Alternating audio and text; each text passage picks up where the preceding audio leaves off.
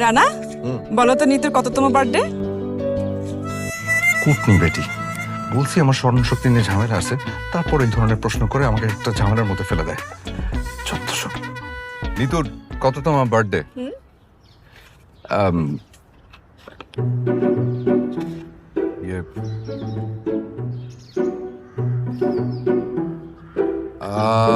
এটা নিতুর 32তম জন্মদিন।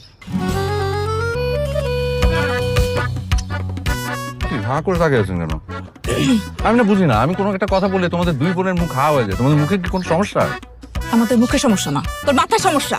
কেন আপা, হয় নাই? ফাইজলামি করিস? ওর বয়স 32। ইয়ে, তোর বয়স কত? 30। তোর বয়স 30 হলে আমার বয়স 25 হয় কিভাবে?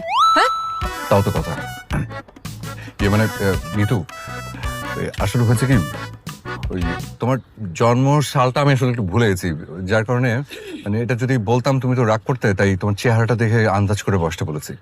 তার মানে তুমি বলতে চাচ্ছ আমাকে দেখে 32 বছর মতো লাগে? রাগ করছো কেন? বললাম তো যে জন্ম সালটা ভুলে গেছি আমি, মানে তোমার চেহারা দেখে বলেছি। কেন তুমি আমার জন্ম তারিখ ভুলে যাবা?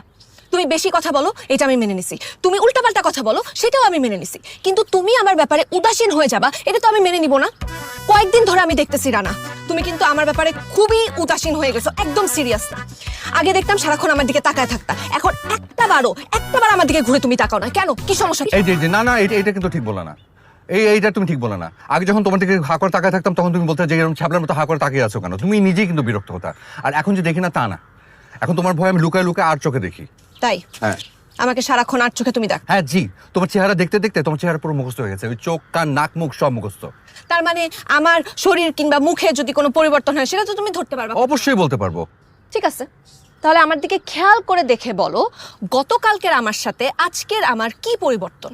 তুমি যদি এটা বলতে পারো তাহলে আমি বুঝবো তুমি সত্যি কথা বলতেছো। বলো বলো বলো। সহজ। আচ্ছা, এই হ্যাঁ,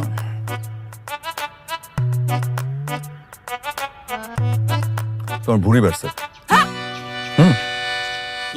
কি বললা? ভুঁড়ি দেখো বাড়ছে।